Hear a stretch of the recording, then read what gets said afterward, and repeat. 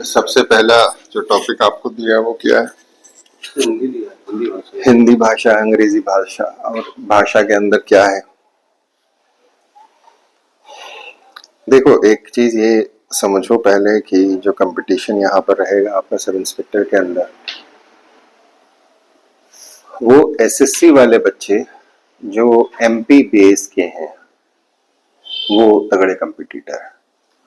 MP PSC वालों के अंदर हिंदी आप कर लोगे, इंग्लिश तकलीफ दे है, रीजनिंग हम लोग नहीं करते एमपी पीएससी वाले, एनालिटिकल भी नहीं करते हम लोग इतना, सेकेंड पेपर लाइटली लेके चलते हैं। सो सेकेंड पेपर का जो कंटेंट होता है वो एक खेल होता है, और जो लोग लगातार एमपीपीएससी एसआई एमपीपीएससी बोल रहे एमपीएसआई की तैयारी करते हैं ना, वो आपका कंपटीशन है। तो कई लोग हैं जो 4 5 6 साल से कर रहे हैं, अब तो एज लिमिट बढ़ा दी है उन्होंने, बड़ी अच्छी खासी एज लिमिट है। सो एक खेल है कि आपको अगर सक्सेसफुल होना है तो अपने टाइम को डिवाइड करना जरूरी है 2 पार्ट में।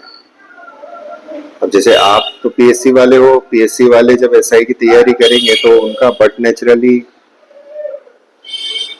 जो कंटेंट है वो जनरल स्टडीज वाले पेपर्स पे अच्छा होता है, हिस्ट्री है, ज्योग्राफी है, पॉलिटी है, इकोनॉमी है, साइंस है, ये आपका अच्छा है।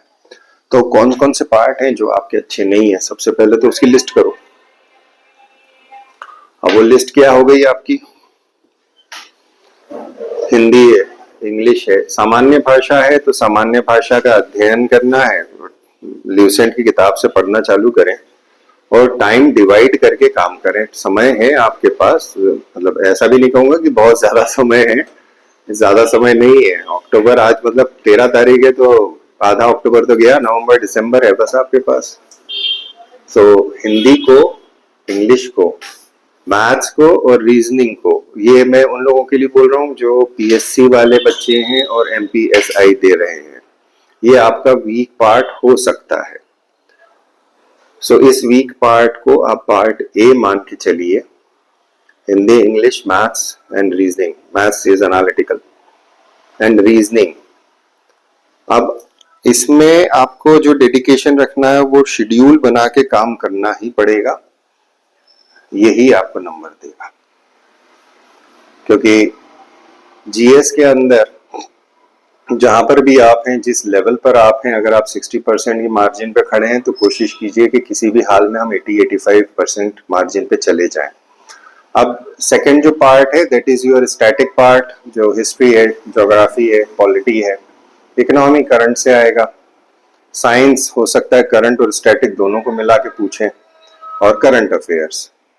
ये सारे पार्ट्स के अंदर करंट अफेयर्स आपका रोज चलेगा, रोज अपग्रेडेशन मांगेगा। हिस्ट्री प्लान कीजिए कि 2 रिवीजन हो जाए, ज्योग्राफी प्लान कीजिए 2 रिवीजन हो जाए, पॉलिटी के 2 रिवीजन हो जाए, इकोनॉमी के स्टैटिक पार्ट के 2 रिवीजन और करंट अफेयर्स के 2-3 रिवीजन। ये कम से कम आपके पास होना चाहिए। इतना अगर आप कर लेते हैं, चांसेस बहुत अच्छे हैं। पोस्ट बहुत सारी हैं, इनफैक्ट बहुत अच्छी पोस्ट हैं।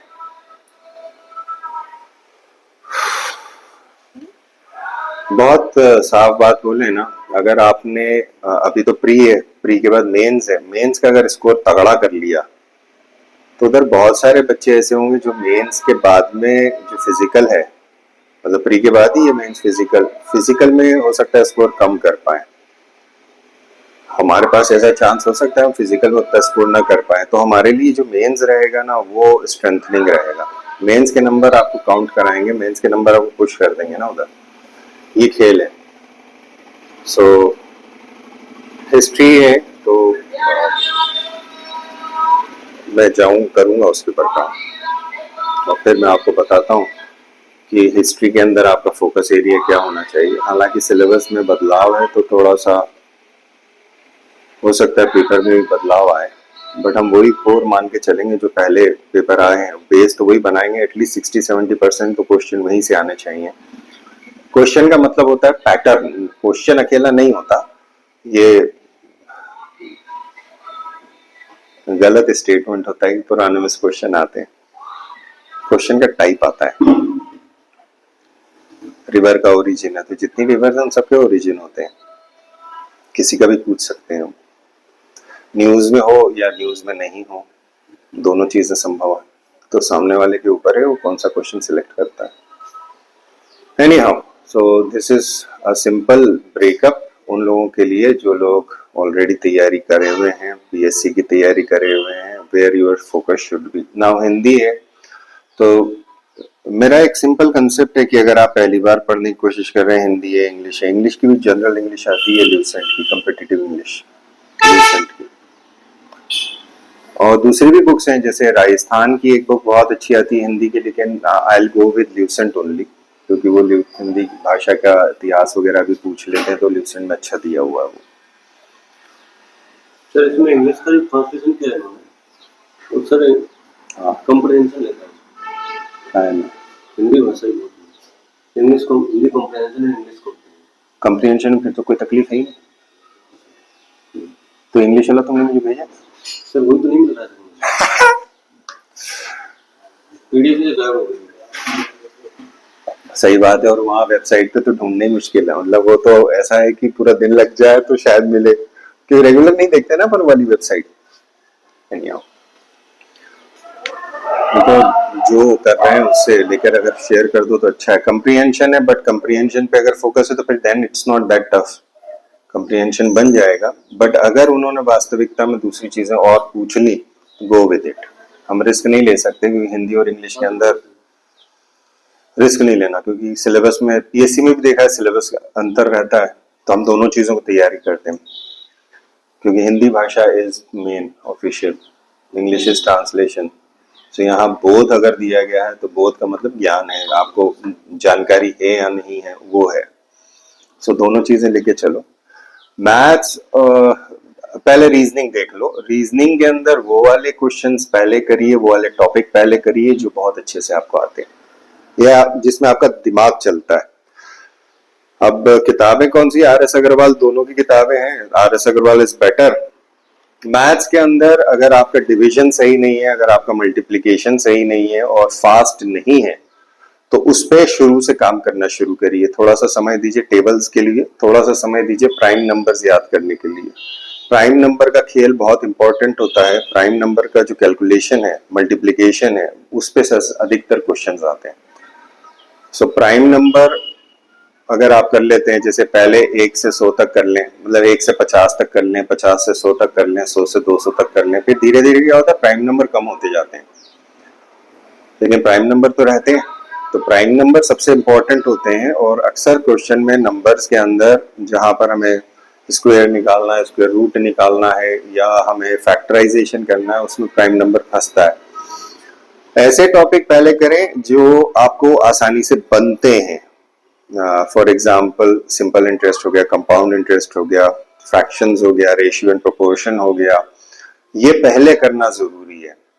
नंबर सिस्टम ये इनके बाद में।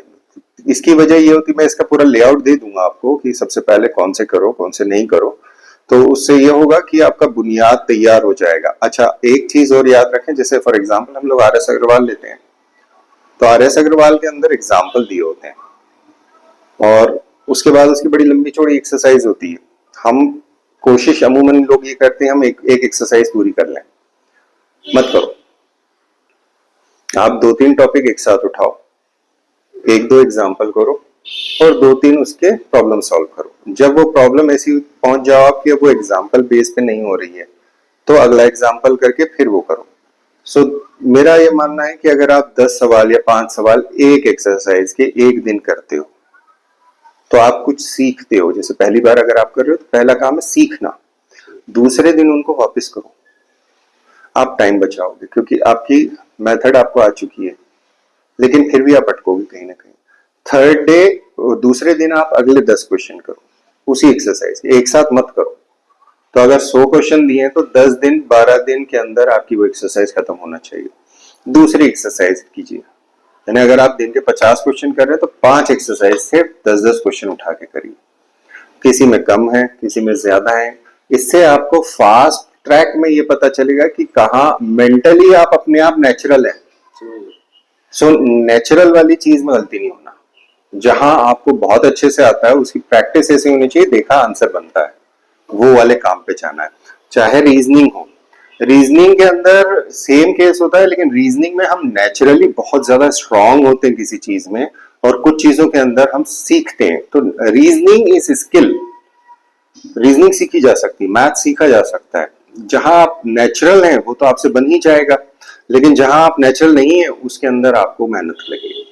सो वो फिल्टर आउट करना है, तो वही वाला काम है। आप इकट्ठे उठाइए 50 सवाल, अगर आप दिन के करना चाह रहे हैं तो 10 सवाल ये पैटर्न लेके चलिए। और ये मान के चलना कि ये वाला जो कंसेप्ट है, इस कंसेप्ट के ऊपर बहुत कम बच्चे ऐसे होते हैं जिसमें इतना पैशंस होता है। और अब मैं तो लाखों में उम्मीद कर रहा हूँ फॉर्म भरने की, हो जाता है, लेकिन एसआई के अंदर हम उम्मीद तो तगड़ी है, लंबे चौड़े फॉर्म आएंगे, 5-6-7 लाख तो मान ही लिया, इतना तो होगा। सो वही है 99.9% फेलियर रेट, 0.01% सक्सेस रेट। हमारा पहला टारगेट होना चाहिए कि हम टॉप 10% में आ जाएं, जो कट ऑफ है हमारा मेंस के लिए, वो बेटर रहेगा। तो इसने डबल हेडसेट में क्यों बोला, रिकॉर्डिंग थ्रू हेडसेट फिर से लिखा हुआ क्यों आया, इसका मतलब कट ऑफ कट आ गया क्या, व्हाटएवर। और बताइए, अब आप मुझे ये पूछें कि इसमें आपको कहाँ तकलीफ आ सकती है और कहाँ नहीं आ सकती, तो मैं डिटॉल में उसकी काम करूँ।